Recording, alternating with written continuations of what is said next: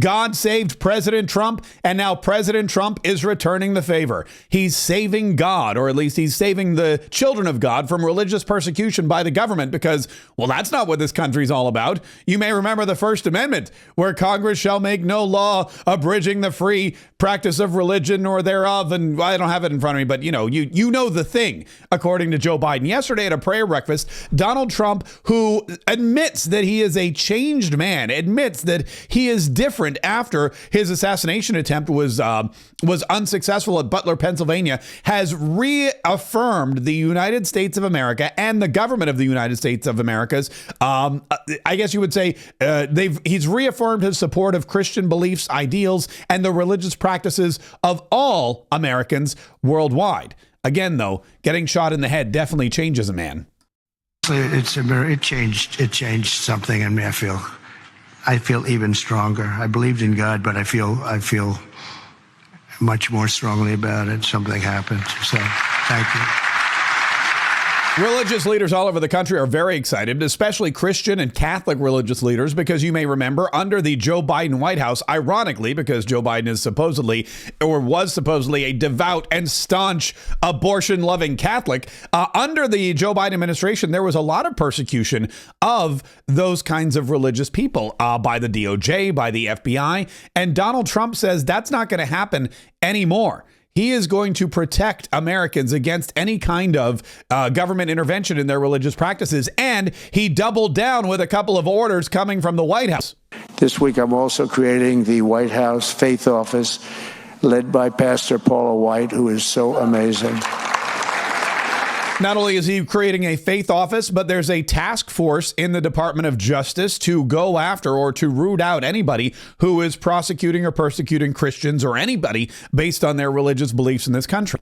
To confront such weaponization and religious persecution, today I'm signing an executive order to make our Attorney General, who's a great person, she's going to be a great Attorney General, Pam Bondi,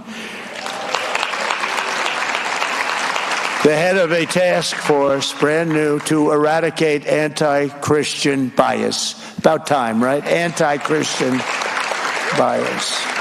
And he also was speaking at the Capitol building and talked a lot about how we're coming up on the 250th anniversary of the United States of America. And this was a country that was founded for religious freedom. This was a country that was founded by people who weren't seeking, economic stability or financial gain or anything like that. Sure, that was an added benefit of the society that they were able to build, the entrepreneurial mecca that the United States has come. But the original settlers that came here from abroad came here so that they could pray to God and not have anybody tell them to shut up, to go away, to stop, throw them in jail, or behead them for their religious beliefs. And Donald Trump reminded everybody that that's what this country is all about and always should be. And he, as a man of God, will do his best to protect it. Thomas Jefferson himself once attended Sunday services held in the old House chamber on the very ground where I stand today. So there could be nothing more beautiful than for us to gather in this majestic place. It is majestic, and reaffirm that America is and will always be one nation under God. At every stage of the American story, our country has drawn hope and courage and inspiration from our trust in the Almighty. Deep in the soul of every patriot is the knowledge that God has a special plan and a glorious mission for America. And that plan is going to happen. It's going to happen. I hope it happens sooner rather than later. It's going to happen. And it's His hand that guides us every single step of the way. And all of you and the things we have to do is to see the defining role that faith and prayer have played in the life of our nation. And you just have to look at this building, and you can look at each other. You can really look at each other. It's defined almost everyone in this room. I think faith has been very strong with the people in this room. And the people across the country, and they're very excited to see that Donald Trump is reaffirming their faith and, once again, reasserting the government's desire, responsibility, and mission to make sure that all religious people can practice their faith without any fear of political retribution or government intervention like we've seen, well, in the last 4 years under the Joe Biden administration. That was one of the big stories yesterday out of Donald Trump's White House. And of course, the executive orders that he continues to sign. As people... You know, it's interesting because as Donald Trump moves at a record pace, I think at first people thought, wow, this is moving really fast. This is a whirlwind. Every single day we're getting new information. ICE is out there arresting people and exporting them back to Venezuela.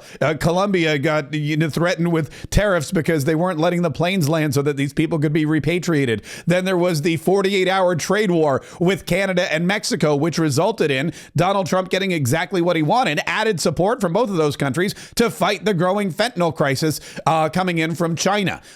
Throw on top of that, he opened up Gitmo, and then of course we've got everything else going on with the order that he signed protecting women's sports, which, by the way, Donald Trump had some exciting news about that.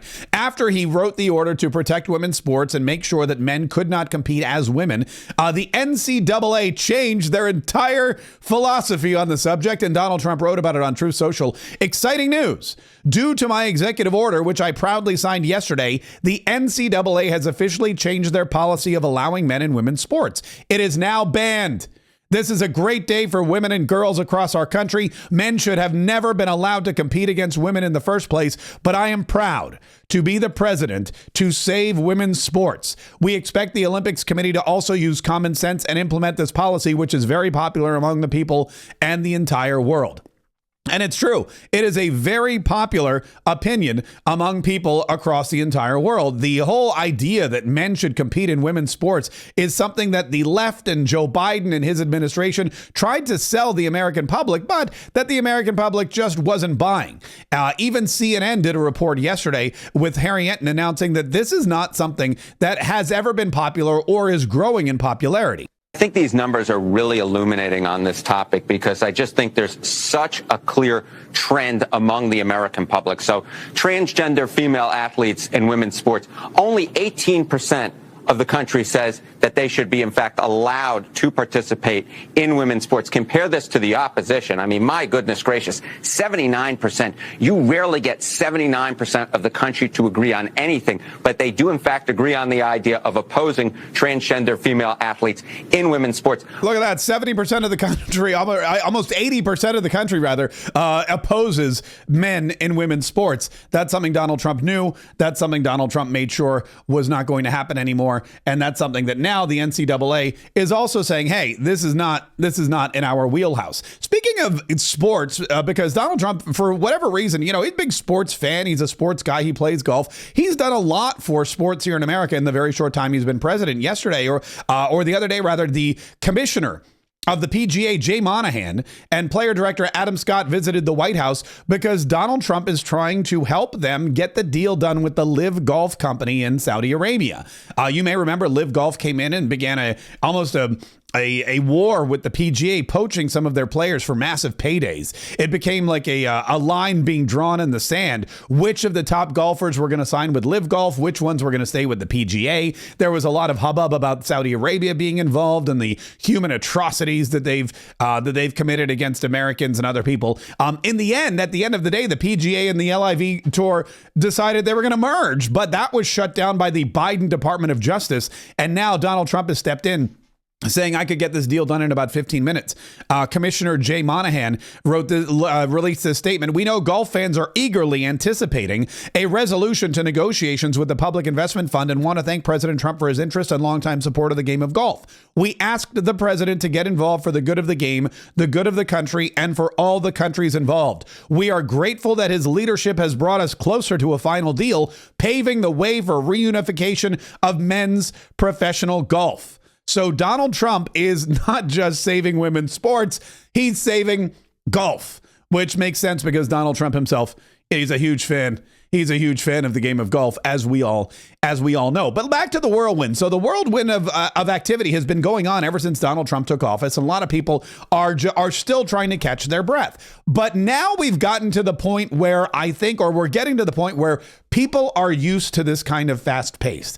People are used to this kind of energy that Donald Trump brings and the energy that his administration brings to basically everything. And they're starting to say, okay, great. Remember when you promised us all those taxes? Remember when you promised us you were going to drill for oil? Remember when you promised us all that kind of stuff? What do we got? When's that happening? Well, Caroline Leavitt yesterday came out with a statement about all of the tax breaks that Donald Trump has promised and continues to work toward. However, taxes are not something that you write into an executive order. It's going to require an act of Congress and the Senate, and Donald Trump knows that. So here's Caroline Leavitt beginning the battle for Donald Trump's taxes to not expire and for the new tax cuts and tax breaks to be put into place ASAP. So these are the tax priorities of the Trump administration that the president has laid out for members in that meeting today. No tax on tips, which is obviously a very public campaign promise that the president made. No tax on seniors' Social Security. No tax on overtime pay. Renewing President Trump's 2017 middle-class tax cuts. Again, these are the president's priorities. Adjusting the SALT cap, eliminate all the special tax breaks for billionaire sports team owners, close the carried interest tax deduction loophole, tax cuts for Made in America products. This will be the largest tax cut in history for middle-class working Americans. The president is committed to working with Congress to get this done. Yeah, and so he's laid out the issues that he wants to work on. He's laid out what Congress must do, and now Congress must do it. And if they don't, it means that Congress is for taxing the American people more than they've ever been taxed before. One of the other issues, of course, is oil and drilling. And on day one, Donald Trump wrote some executive orders that opened up parts of the country for drilling that Joe Biden had shut down. He opened up parts of the Gulf of America for drilling offshore that Joe Biden had shut down. He opened up Alaska for drilling, which Joe Biden shut down. And that's going to be one of his big pushes. But he's also done something that is crucial to not just our energy production, but also our national security. And that is he's reinstated sanctions on Iran in order to bankrupt them again. That's what he did in his very first administration, and it worked effectively until Joe Biden decided that he was going to let them live the lavish life of luxury with hundreds of millions of American dollars. Trump administration targets Iran's nuclear weapons program with new oil sanctions. This is from Newsweek. The Treasury Department on Thursday imposed sanctions on a network of over a dozen individuals and companies accused of facilitating the shipment of millions of barrels of Iranian oil to China. The goal of the sanctions is to stop the development of Iran's nuclear program, which is funded by its oil revenues. The program is rapidly advancing, with Tehran close to enriching uranium at weapons grade levels.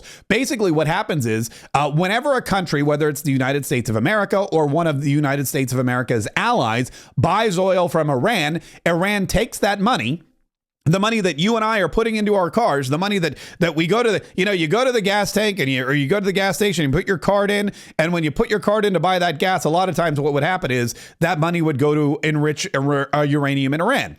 Donald Trump thought that was a bad idea. So the sanctions and the ceasing of buying oil from Iran basically bankrupted the country. They had no money for their nuclear program. They had no money really for anything at one point until Joe Biden came back to office. So that's one of Donald Trump's goals, is to re-bankrupt Iran so they can no longer seek nuclear proliferation.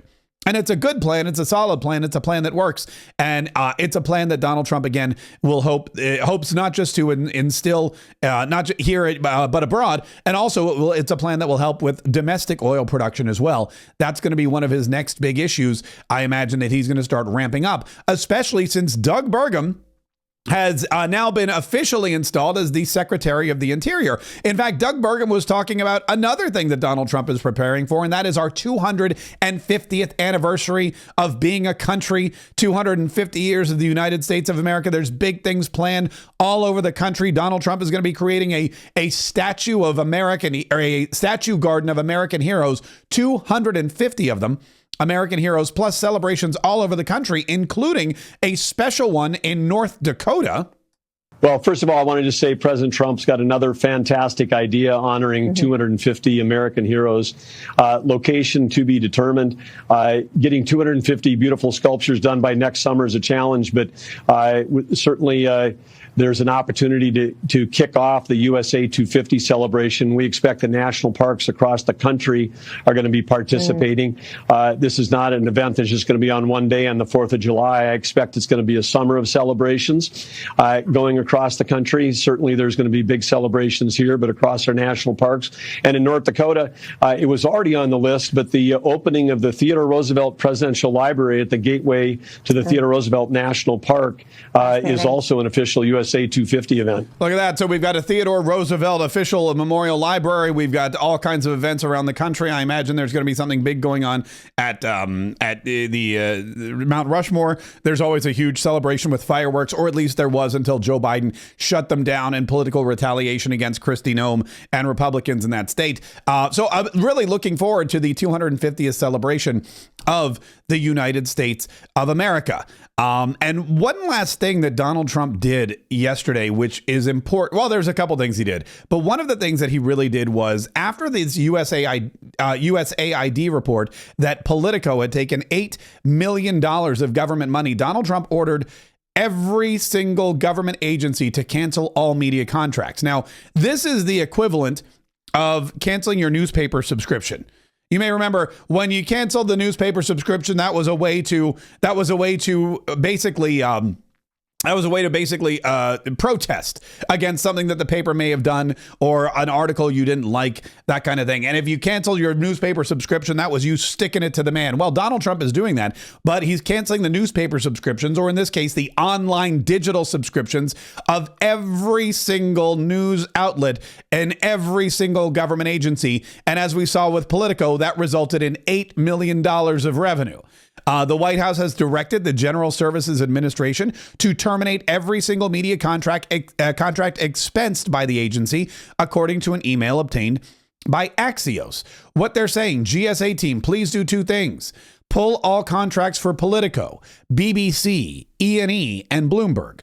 Pull all media contracts for just GSA. Cancel every single media contract today for GSA only. Why does it matter? Well, President Trump is now targeting the federal government's media contracts after Elon Musk and his allies discovered millions of dollars in agency subscriptions to Politico Pro, a policy tracking service widely used in Washington. The discovery, made through a U.S. government spending database that has long been publicly available, triggered erroneous theories, I don't know about that, on X about the Biden administration funding anti-Trump media.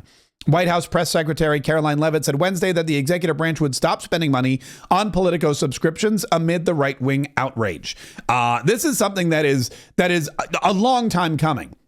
The federal government, even by just subscribing to Politico or any of these other government, run rags or any of these other so-called political information blogs, just by doing that, they can keep these people in business because, back in the day, they would subscribe to the newspaper and the federal government would buy something ridiculous like 40,000 newspapers a day. I mean, the Washington Post for a long time was kept in business by the federal government simply because everybody in the federal government ordered a subscription to the Washington Post for their office, at least one, if not several. And now we're starting to see that that's going to come to an end. There's no need for it. The taxpayers don't want it, especially as the media has become as one-sided as it has become. Not us, though. We're not one-sided. We are all sides. Actually, we are one-sided. We just bring you the news from the White House. So if you enjoyed listening to today's 47 Daily Podcast, if you enjoyed listening to all the information direct from the White House to my mouth to your ears for the next 4 years, then I urge you to also listen to my second daily podcast, which is called Mark Kaye Saves the Republic. And that's live streamed every single day at noon Eastern on YouTube and Rumble and various other platforms. Or if you prefer to listen to it in your earbuds or in your car on the ride home, no probs. We're also on every single podcast platform you can think of. All you have to do is search Mark Kaye Saves the Republic. Download, listen, and enjoy.